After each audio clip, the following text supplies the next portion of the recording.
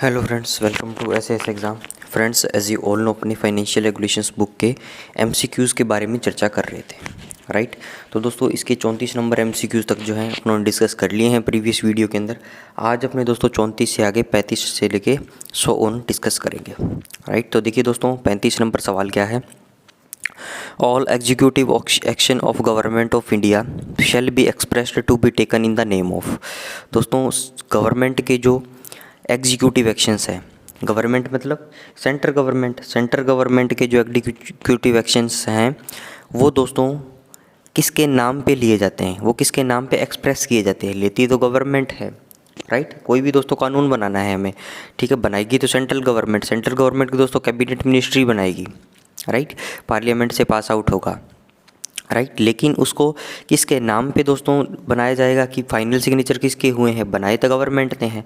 तो दोस्तों final signature जो हैं वो प्राइम मिनिस्टर तो दोस्तों खुद कैबिनेट का हिस्सा हैं, खुद सेंट्रल गवर्नमेंट के अंदर आएंगे, ठीक है। तो वो तो कानून दोस्तों बनाने में सहायता होंगे। फाइनल उनके नाम पे क्या है, प्राइम मिनिस्टर के नाम पे दोस्तों कोई भी कानून जो है उसको एक्सप्रेस नहीं किया जाता, राइट।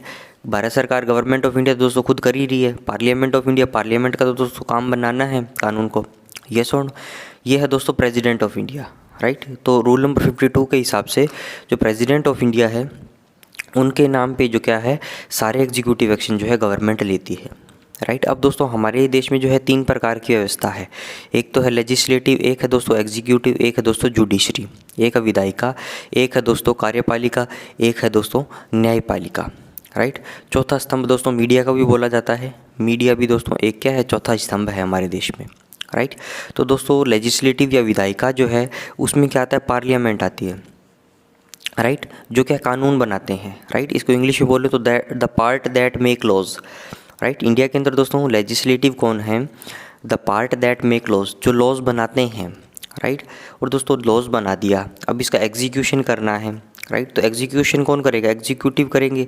एग्जीक्यूटिव मतलब क्या है, कार्यपालिका मतलब दोस्तों जो गवर्नमेंट है, सेंट्रल गवर्नमेंट है, राइट, वो जो लागू करती है उस कानून को, right. That part carries out या execute the laws, that part that make laws, ये रूल बनाती है, ये रूल को लागू करती है। और दोस्तों जब रूल लागू हो गया तो जुडिशरी जो न्यायपालिका जो हमारी जो कानून लागू उसको देखेंगे सही से लागू हुआ है या नहीं हुआ, राइट। उसका कोई वायलेशन तो नहीं हो रहा, right. Court that decide if the law has been broken, right. और दोस्तों ये देखती भी है कि भैया नियम जो है टूटना भी नहीं चाहिए। ये सारा काम जो किसका है, ये हमारी जो न्यायपालिका व्यवस्था है, जो हमारी जुडिशरी की व्यवस्था है दोस्तों, उसकी जिम्मेदारी है कि वो सब इन चीज़ों को ध्यान में रखें, राइट। समझ में आया दोस्तों 35 नंबर सवाल। आगे चलिए 36 पे। आगे देखिए दोस्तों, क्वेश्चन नंबर 36 है the sanctions having financial bearing and not covered by existing rules, right, can be issued in the form of. तो दोस्तों ऐसी सैंक्शंस जो क्या है फाइनेंशियल बियरिंग रखती है, जिसके अंदर दोस्तों क्या पैसे की बात है, right, and not covered by existing rules, और जो हमारे एग्जिस्टिंग रूल्स जो हैं उसके द्वारा क्या है दोस्तों उसको अथॉराइज नहीं है वो, राइट, उसको दोस्तों लागू करना हमारी बस की नहीं है, right. The sanctions having financial bearing and not covered by existing rules can not be issued in the form of.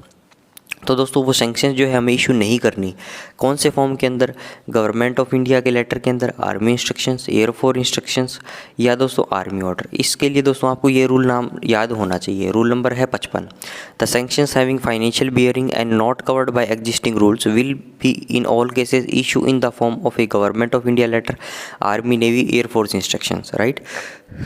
तो इसके अंदर दोस्तों ये जो सैंक्शंस जो हैं जो फाइनेंशियल बियरिंग रखती है तथा कोई एग्जिस्टिंग रूल से कवर नहीं है, उनको क्या है गवर्नमेंट ऑफ इंडिया के लेटर के रूप में, आर्मी, नेवी, एयरफोर्स के इंस्ट्रक्शन के रूप में क्या है लागू किया जा सकता है, राइट। आर्मी ऑर्डर के रूप में उसको दोस्तों लागू नहीं किया जा सकता, ठीक है। तो अब दोस्तों इनमें फ़र्क है, ध्यान रखिएगा, इंस्ट्रक्शंस और ऑर्डर में, ठीक है। आर्मी की दोस्तों इंस्ट्रक्शंस अलग हैं, ठीक है, और दोस्तों आर्मी के ऑर्डर्स जो हैं वो अलग हैं, ठीक है। इनको दोस्तों बोला जाता है AI आर्मी इंस्ट्रक्शंस, इनको बोला जाता है आर्मी ऑर्डर, राइट। आगे चलिए फ्रेंड्स, क्वेश्चन नंबर 37 पे, विच of the following expenditure can be sanctioned, कौन से एक्सपेंडिचर जो है वो सैंक्शन किए जा सकते हैं, राइट। पहला है new kinds and patterns of furniture, right. पहला तो ये है दोस्तों, नए काइंड के पैटर्न और फर्नीचर सैंक्शन एक्सपेंडिचर हो जाएगा, राइट दोस्तों, ऐसा नहीं हो सकता, राइट, क्योंकि कोई भी आपको नया आइटम इंट्रोड्यूस करना है तो उसके लिए आपको क्या है दोस्तों, सैंक्शन चाहिए होती है गवर्नमेंट ऑफ इंडिया की, राइट, तो ये तो गलत बात है। Transfer an office from plains to hills, right, तो इसके लिए भी दोस्तों क्या है, आपको स्पेशल सैंक्शन चाहिए, तो ये भी एक्सपेंडिचर सैंक्शन नहीं होगा। Admit unauthorise person for treatment in a military hospital, दोस्तों मिलिट्री हॉस्पिटल के अंदर आप अनऑथराइज पर्सन को एडमिट करवाओगे तो वो तो एकदम ही गलत बात है, ठीक है, तो ये भी गलत हो गया। तो इसके अंदर क्या आ जाएगा दोस्तों, नन ऑफ द अबव। और आपको रूल देखना है तो दोस्तों डी आ गया, डी इसका आंसर आ जाएगा, रूल नंबर 56 आ जाएगा, ठीक है, तो उसके अंदर ये बातें लिखी गई है, राइट। आगे चलिए फ्रेंड्स, अगला देखिए दोस्तों, whenever a CFA competent financial authority desires to reappropriate savings. अब दोस्तों सेविंग्स जो है उसको रीअप्रोप्रिएट करना चाहता है कोई भी CFA competent financial authority, right, in order to meet expenditure, right दोस्तों, सेविंग्स रीअप्रोप्रिएट क्यों होती है? देखिए दोस्तों, लाइनों को समझिए, भाव को समझिए। जब रीअप्रोप्रिएशन हम करते हैं तो हम जो सेविंग्स को रीअप्रोप्रिएट करते हैं, एक हेड से दूसरे हेड में डालते हैं, right, with in a same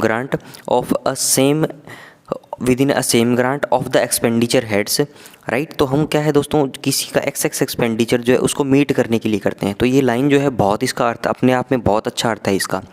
when ever a CFA desires to reappropriate savings in order to meet expenditure, ठीक है, समझ में आई इतनी बात, which he is competent to sanction, right, और दोस्तों वो एक्सपेंडिचर जो है वो कॉम्पिटेंट है सेंक्शन करने के लिए, राइट, अंडर FR1 वॉल्यूम 1, ठीक है, सही बात एकदम। He shall if the amount exceeds forward IAFA 497 to the PCDCDA 4 report. तो दोस्तों कितनी अमाउंट एक्सीड हो जाएगी तो ये फॉर्म भर के क्या है वो PCDCDA को भेजेगा, राइट, तो वो दोस्तों अमाउंट है, आपको याद रखनी है 500 रुपया।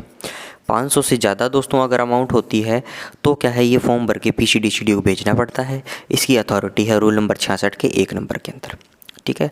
अगला चलिए देखिए question number 39, sanctions of service headquarters are communicated direct to dash by the FADS secretary MOD finance, ठीक है। अब दोस्तों सर्विस हेडक्वार्टर्स जो हैं हमारे, ठीक है, आर्मी नेवी एयरफोर्स के दोस्तों जो हेडक्वार्टर्स हैं जो दिल्ली के अंदर हैं, उनकी जो सैंक्शंस हैं, ठीक है, वो कम्युनिकेट करी जाती है डायरेक्ट, किसको करी जाएगी, राइट, एक तो उनमें से ये छांटना है अपने को, किससे करी जाएगी, FADS और सेक्रेटरी MOD फाइनेंस, ठीक है।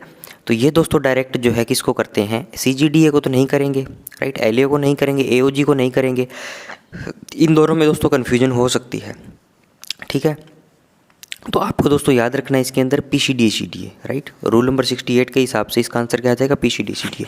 CGDA को नहीं करते हैं वो, PCDCDA को करते हैं, राइट, और बाकी दोस्तों डिटेल में है, रूल नंबर 68 के अंदर बताया गया है, राइट। क्वेश्चन नंबर 40 देखिए, orders of the government of India take effect from the unless otherwise specified. दोस्तों गवर्नमेंट ऑफ इंडिया के जो ऑर्डर हैं वो कब से इफेक्ट करते हैं, date they bear, following date they bear, from the month they bear, for the year they bear, right. तो दोस्तों जिस डेट से गवर्नमेंट ऑफ इंडिया का लेटर आ गया, मान लो अभी बता दिया कि DA हाइक हो गया, ठीक है, इस डेट से DA लागू हो गया, तो उस डेट से दोस्तों सबको क्या है, DA मिलना स्टार्ट हो जाएगा, ये गवर्नमेंट का ऑर्डर है, राइट। कोई और दोस्तों कानून आ गया मान लो, राइट, तो जिस डेट को आएगा वो बोल देंगे कि हाँ इस डेट को लागू हो गया, या तो डेट देंगे स्पेसिफिकली, अनलेस अदरवाइज स्पेसिफाइड का मतलब यही है कि भाई फलां डेट से लागू होगा, या कुछ नहीं बोलेंगे तो अंडरस्टूड है कि जो डेट वो बियर करता है वहाँ से वो लागू हो जाएगा, ठीक है।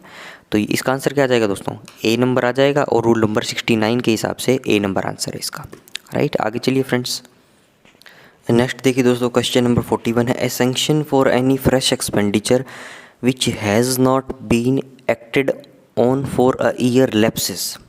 दोस्तों कोई भी सैंक्शन जो है किसी भी फ्रेश एक्सपेंडिचर की, ठीक है, एक चीज़ ध्यान रखनी है आपको, कोई भी फ्रेश एक्सपेंडिचर जो है दोस्तों उसकी सैंक्शन है, राइट, और उस पर अगर आप 1 साल तक काम नहीं करोगे तब क्या है वो लैप्स कर जाएगी, ठीक है। दोबारा सुनिए, कोई भी दोस्तों फ्रेश एक्सपेंडिचर है, ठीक है, उसकी सैंक्शन है, उस पर अगर आप 1 साल तक काम नहीं करते हो, राइट, तो वो क्या है लैप्स कर जाएगी, ठीक है। सैंक्शन का लैप्स होना मतलब क्या है, वो अब आपके पास ऑथोराइज नहीं हो आप वो फ्रेश एक्सपेंडिचर करने के लिए, वो खर्चा करने के लिए, ठीक है।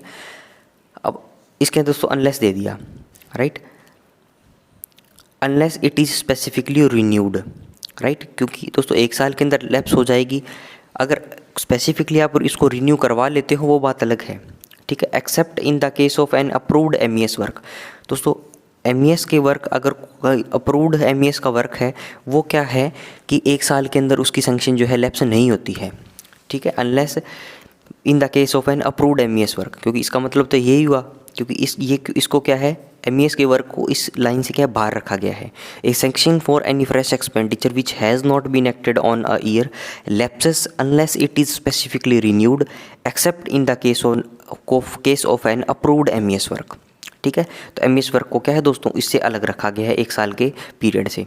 Fresh sanction is necessary, however fresh sanction necessary है, फिर भी अगर if the work is not commenced within of the date of the administrative approval, right. तो दोस्तों फ्रेश सैंक्शन नेसेसरी है अगर काम की शुरुआत नहीं हुई MES के केस में भी कितने टाइम के अंदर, 12 मंथ्स के अंदर, राइट। 12 मंथ्स के अंदर दोस्तों कितना है, सी के अंदर दिया गया है 12 मंथ्स, और रूल नंबर 70C के अंदर आप जाके इसको पढ़ सकते हो, राइट। तो कोई भी सैंक्शन दोस्तों 1 साल के अंदर लैप्स होगी, राइट, जब तक उसको रिन्यू ना करवाया जाए MES के वर्क को दोस्तों छोड़ करके, राइट। इसके बाद दोस्तों बोल दिया फ्रेश सैंक्शन इज़ नेसेसरी, फिर भी दोस्तों फ्रेश सैंक्शन नेसेसरी है अगर कोई भी एडमिनिस्ट्रेटिव अप्रूवल आ गया किसी वर्क पे और वो 12 महीने के अंदर स्टार्ट नहीं हुआ, राइट। तो मतलब कुल मिला के बात ये है कि आपको 12 महीने के अंदर क्या है दोस्तों काम को स्टार्ट कर देना है, राइट। फिर क्या है 1 साल उसकी वैलिडिटी, 1 साल से वैलिडिटी क्या है दोस्तों, लैप्स नहीं होगी उसकी, राइट। 42 देखिए, which one of the following is a centrally controlled head. दोस्तों CCH और LCH 2 की बात अपनों ने करी थी, ठीक है। सेंट्रली कंट्रोल हेड कौन से होते हैं, लोकली कंट्रोल हेड कौन से होते हैं। तो सेंट्रली कंट्रोल हेड की दोस्तों पावर्स जो है जो डिसबर्समेंट की पावर जो है वो किस पे, सर्विस हेडक्वार्टर्स के पास रहती है, राइट। तो इसके अंदर जो है पे and allowances of the personnel of the armoured forces की बात करते हैं सेंट्रली कंट्रोल हेड के अंदर, राइट। तो इसके आंसर कितना आ जाएगा, D। बाकी works expenditure, store purchase, transportation, miscellaneous expenditure, ये सारा जो है ये लोकली कंट्रोल हेड के अंदर कंसिडर किया जाएगा, राइट। D जो है पे एंड अलाउंसेस वाला वो क्या है दोस्तों, सेंट्रली कंट्रोल हेड है, यस और नो। इसकी दोस्तों अथॉरिटी आपको रूल नंबर 82 में जाके मिल जाएगी। आगे चलिए फ्रेंड्स, अगला देखिए दोस्तों, क्वेश्चन नंबर 43 है, which of the following estimate constitute the principal estimate for the year. अब दोस्तों कौन सा एस्टिमेट जो है उसको प्रिंसिपल एस्टिमेट बोला जाता है, राइट। तो वो दोस्तों है रिवाइज्ड एस्टिमेट, राइट। अपनों ने जब चैप्टर पढ़ा था रूल नंबर 83 के अंदर जो नोट था दोस्तों उसके अंदर बोला गया था, तो रिवाइज एस्टिमेट जो है एक प्रिंसिपल एस्टिमेट का क्या है, काम करता है। प्रिंसिपल एस्टिमेट का मतलब है दोस्तों जब नेक्स्ट बजट एस्टिमेट बनते हैं, राइट, तो प्रीवियस दोस्तों जो बजट फोरकास्ट किए गए थे, जो बजट एस्टिमेट फोरकास्ट किए गए थे, उनके दोस्तों मैक्सिमम जो है फैक्चुअल डेटा हमारे पास उपलब्ध हो जाते हैं, राइट। फॉर एग्जांपल अभी 2023 आने वाला है, ठीक है। तो दोस्तों 2023 के अंदर फेब के अंदर क्या है, बजट एस्टिमेट फोरकास्ट किए जाएंगे फाइनेंशियल ईयर 1 अप्रैल 2023 से लेके 31 मार्च 2024 तक, ठीक है। 2023 के अंदर डेटा फोरकास्ट किए जाएंगे। लेकिन दोस्तों 1 अप्रैल 2022 से लेके 31 मार्च 2023 तक की जो बजट एस्टिमेट 2022 के अंदर किए गए थे, इन डेटा पे दोस्तों क्या है, रिवाइज एस्टिमेट इनके आ जाएंगे, राइट। यहाँ पे दोस्तों बजट एस्टिमेट अपने उन्होंने फोरकास्ट किए थे, इन पे दोस्तों डेटास पे क्लैरिटी आ जाएगी। तो ये दोस्तों रिवाइज एस्टिमेट जो आएंगे, ये जो नेक्स्ट जो बजट बनेगा इसका बजट बनाने का आधार बनेंगे वो, ठीक है। तो उनको क्या बोला जाता है, प्रिंसिपल एस्टिमेट, राइट। तो इनके लिए दोस्तों क्या है, बहुत अच्छी वैल्यू होती है प्रिंसिपल एस्टिमेट की, मतलब उनमें वो जो डेटा आएगा वो दोस्तों नेक्स्ट फाइनेंशियल ईयर के बजट का आधार बनेगा, राइट। क्योंकि डेटा पे क्लैरिटी आ जाएगी कि भैया कितना खर्चा हुआ है, कितना हमें फोरकास्ट किया था, राइट। तो इसलिए उसको क्या है दोस्तों प्रिंसिपल एस्टिमेट बोला जाता है। और दोस्तों मोस्ट इंपॉर्टेंट सवाल है, ट्रिपल स्टार इसको मार्क कर लीजिए आप। क्वेश्चन नंबर 44 देखिए, which budget estimate is considered as final estimate of the year. अब दोस्तों final estimate of the year किसको बोला जाता है, तो सबसे पहले दोस्तों रिपोर्ट्स आती हैं, preliminary report, preliminary revise report, right, budget estimate, revise estimate. तो सबसे पहले दोस्तों जो 4-5 चीज़ें अपनों ने पढ़ी थी उसके अंदर सबसे लास्ट में था मॉडिफाइड अप्रोप्रिएशन, ठीक है। तो उसके बाद जो है वो साल ख़त्म हो जाएगा, कोई सा भी डेटा हमें कंसीडर उसके अंदर नहीं करना, ठीक है। तो इसका आंसर क्या आ जाएगा दोस्तों, मॉडिफाइड अप्रोप्रिएशन। और डिटेल में पढ़ना है तो रूल नंबर 91 के जब पास आप जा सकते हो। अगला चलिए देखो question number 45, with reference to budgetary control consider the following statement. दोस्तों बजटरी कंट्रोल कि रेफरेंस में आपको क्या है, फॉलोइंग स्टेटमेंट कंसीडर करनी है कि बजटरी कंट्रोल के अंदर क्या बातें सही है और क्या गलत है। ठीक है, तो अपने को सही बातें देखनी है इसके अंदर। पहला है the fundamental rule on which the whole system of budgetary control rest. दोस्तों फंडामेंटल रूल जिस पे सारा बजटरी कंट्रोल का सिस्टम जो है रेस्ट करता है is that no item of public expenditure is incurred unless provision exist to meet it in the sanctioned budget estimate of the year concern. अब दोस्तों कोई भी एक्सपेंडिचर आपको करना है, ठीक है, तो उसका तो क्या है, जब तक उसका प्रोविज़न नहीं होगा किसके अंदर, सैंक्शनड बजट एस्टिमेट के अंदर। ठीक है, तो दोस्तों जो भी आपका अप्रोप्रिएशन एक्ट पास हुआ है, अगर उसके अंदर उस खर्चे की बात नहीं है तो आप पास नहीं कर सकते, वो पब्लिक का एक्सपेंडिचर नहीं कर सकते। ठीक है, तो ये बात तो एकदम सही बोल रही है। ठीक है, तो ये तो फंडामेंटल रूल है हमारे पास, राइट। दूसरा देखिए दोस्तों, certain authorities are vested with unlimited powers of reappropriations. तो दोस्तों रीअप्रोप्रिएशन की पावर अनलिमिटेड नहीं है, एक बात तो, ठीक है, और सबके अंदर दोस्तों अनलिमिटेड पावर वेस्टेड नहीं होती। ठीक है, यहाँ पे आ जाएगा दोस्तों लिमिटेड पावर है। ठीक है, तो लिमिटेड पावर जो है रीअप्रोप्रिएशन की वो वेस्टेड होती है। तो ये सेंटेंस क्या हुआ, गलत हो गया मेरा। The term sanction budget estimates is held to refer to the demand for grant relating to the defense services as voted by parliament in respect of which an appropriation bill has been passed by the parliament and assented to the president which correct, right। तो ये भी बात दोस्तों सही है। कैसे सही है, सैंक्शन बजट एस्टिमेट का मतलब ये बता रहा है। सबसे पहले क्या हुआ, demand for grant the ministry ने, ठीक है। इसके बाद दोस्तों मान लो डिफेंस सर्विसेज ने डिमांड फॉर ग्रांट दे दी, उस डिमांड फॉर ग्रांट पे वोटिंग कर दी किसने, पार्लियामेंट ने। ठीक है, उस दोस्तों वोटिंग कर दी पार्लियामेंट ने, तो उसके बिहाफ पे क्या बना, अप्रोप्रिएशन बिल बना। ठीक है, और दोस्तों अप्रोप्रिएशन बिल बना, उसमें पार्लियामेंट की वोटिंग होगी, तो पार्लियामेंट ने जब पास कर दिया, उसमें अनुमति दे दी मेजोरिटी ने, राइट। तो उस पर दोस्तों प्रेसिडेंट की साइन करवा के अप्रोप्रिएशन एक्ट बन जाता है, जिससे क्या है, आप कंसोलिडेटेड फंड ऑफ इंडिया से पैसा निकाल सकते हो। तो उसको भी क्या बोला जाता है, सैंक्शन बजट एस्टिमेट, राइट। तो ये हुआ दोस्तों, इसका आंसर क्या आ जाएगा, 1 नंबर और 3 नंबर, क्योंकि 2 नंबर तो भैया गलत है, 1 नंबर और 3 नंबर तो सही है। ठीक है, और रूल नंबर 101 के अंदर ये बातें दी गई है। आगे चलिए फ्रेंड्स, क्वेश्चन नंबर 46 पे आगे देखिए दोस्तों। क्वेश्चन नंबर 46 है, with reference to budgetary control it is dash to draw a sum of money for any purpose during the currency of one financial year and expend और bring it to account in a subsequent year. अब इसका मतलब क्या है दोस्तों, budgetary control के अंदर अपनों ने जो चैप्टर था उसके अंदर एक कॉन्सेप्ट है कि कोई भी सम ऑफ मनी है दोस्तों, किसी भी कोई भी मान लो पैसा है, ठीक है, कोई जितना भी पैसा हो सकता है किसी भी पर्पज़ के लिए, उसको जो है आपने एक फाइनेंशियल ईयर जो है उसके लिए उसको ड्रॉ किया है। ठीक है, तो उसको दोस्तों आप नेक्स्ट फाइनेंशियल ईयर के अंदर दोस्तों आप उसको ट्रांसफ़र नहीं कर सकते। तो यही बात इसके अंदर बोली गई है। ठीक है, तो इट इज़ नॉर्मल नहीं है दोस्तों, इट इज़ रेगुलर भी नहीं है, इट इज़ बेटर नहीं है, इट इज़ इर्रेगुलर है। रूल नंबर 104 के हिसाब से कि आप एक फाइनेंशियल ईयर के अंदर जितना भी आपको फ़ंड अलॉट हुआ है वो फाइनेंशियल ईयर ख़त्म हो जाए तो आपको उसको नेक्स्ट कैरी फॉरवर्ड नहीं करना है, that should be surrender to the government, right. तो ये चीज़ हो गई। इसका आंसर क्या जाएगा, इरेगुलर है ये, आप क्या इसको एक्सपेंड नहीं कर सकते। Bring it to account in a subsequent year, इसका मतलब यही है, मान लो 2022 का पैसा है तो आप 2023 में नहीं लेके जाओगे। ठीक है, 2023 के लिए तो दोस्तों अलग बजट एस्टिमेट है, राइट। वहाँ पे आप डिमांड करो, सारी चीज़ें करो, 2022 वाला पैसा क्यों लेके जा रहे हो आप, राइट। अगला चलिए दोस्तों, क्वेश्चन नंबर 47 है, with reference to budgetary control which of the following statement is correct. अब करेक्ट स्टेटमेंट दोस्तों आपसे मांगी गई है। अब चारों स्टेटमेंट पढ़ते हैं अपने, देखते हैं क्या है। Money should not be spent hastily merely to avoid the lapse of a grant. पैसे को दोस्तों बर्बाद नहीं करना है जल्दी खर्च करके, राइट। और उसके पीछे दोस्तों आप क्या तर्क दोगे, to avoid the lapse of a grant, क्योंकि दोस्तों 31 मार्च को क्या है, सारी ग्रांट जो है वो पैसा जो है दोस्तों क्या हो जाएगा, पैसा जो है सारा लैप्स हो जाएगा। इसलिए क्या है, फरवरी मार्च के आसपास बहुत ज़्यादा एक्सपेंडिचर बढ़ जाता है, राइट।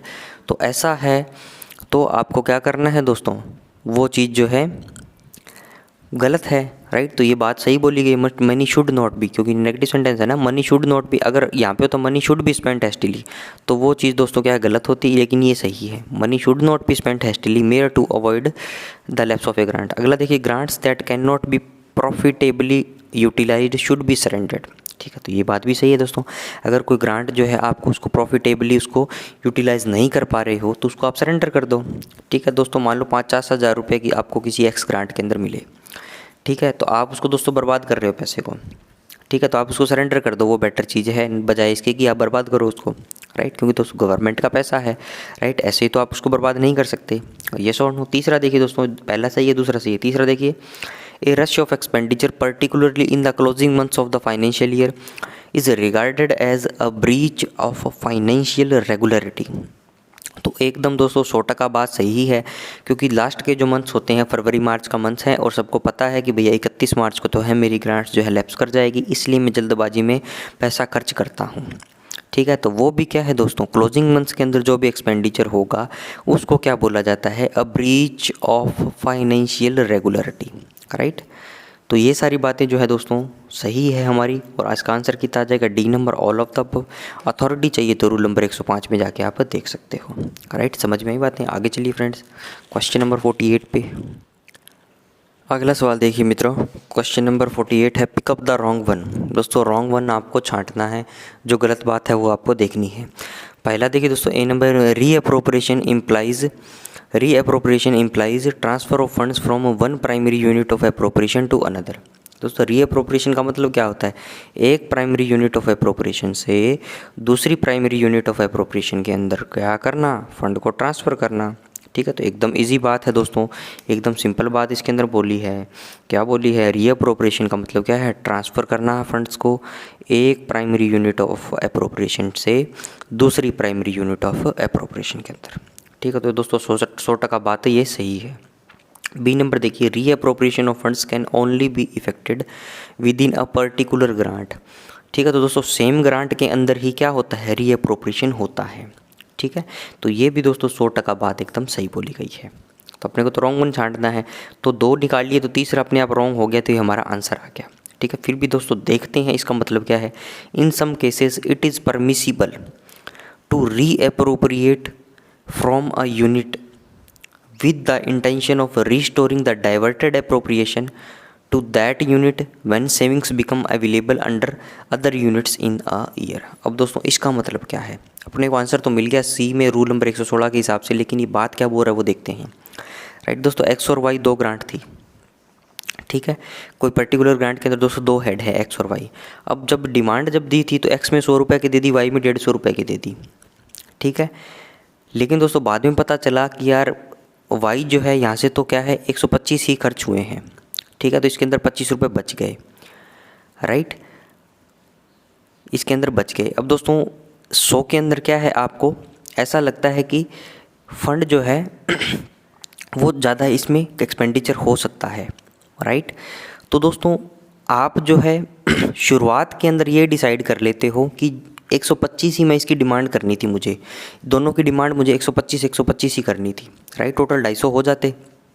तो दोस्तों आप जो है इस जो 25 रुपया जो इसके अंदर आएगा वो डाइवर्टेड अप्रोप्रिएशन है, उसको आप लाना चाहते हो जब इसके अंदर सेविंग हो जाती है, राइट। तो ये दोस्तों आप नहीं कर सकते। ठीक है, ये ऐसी इंटेंशन से आप करोगे तो ये परमिसिबल नहीं है, राइट। ये दोस्तों रीअप्रोप्रिएशन जो है वो तभी होता है जब दूसरे के अंदर एक्सेस एक्सपेंडिचर हो जाए और किसी के अंदर सेविंग अवेलेबल हो जाए, राइट। दोस्तों यहाँ पे इंटेंशन का खेल है, देखिए with the intention of, right. री अप्रोप्रिएशन आप ऐसे नहीं कर सकते कि आपका जो डाइवर्टेड अप्रोप्रिएशन है, जिस टाइम आपने डिमांड फॉर ग्रांट थी, जो अप्रोप्रिएशन एक्ट में अप्रोप्रिएशन बिल में जो आपका पैसा पास हुआ है उसके अंदर आपने 25 रुपया इसका कम दे दिया, तो इस इंटेंशन से क्या है आप ट्रांसफ़र नहीं कर सकते फंड का, राइट। तो ये बात इसके अंदर बोली गई है, तो ये बात दोस्तों एकदम गलत है। इट इज़ नॉट परमिसिबल यहाँ पे बोलते तो ये सही हो जाता, राइट। आगे चलिए फ्रेंड्स, रूल नंबर 116 जाके देख लीजिए, तो इसके अंदर आपको बेटर क्लैरिटी इसके अंदर आ जाएगी। क्वेश्चन नंबर 49 है, reappropriation of funds means allotment of funds, lapses of funds, surrender of funds, transfer of funds. मुझे दिखते ही मैंने टिक कर दिया, राइट। तो क्या हुआ दोस्तों, डी नंबर रूल नंबर 116 के हिसाब से। आगे चलिए, अब दोस्तों क्वेश्चन नंबर 49 तक कंप्लीट हुए। नेक्स्ट दोस्तों क्वेश्चन नंबर 50 जो है अपने नेक्स्ट वीडियो में अपने डिस्कस करेंगे, राइट। तो दोस्तों वीडियो को लाइक करें, चैनल को सब्सक्राइब करें, कमेंट दोस्तों जरूर से करिएगा। Thanks for watching, have a nice day.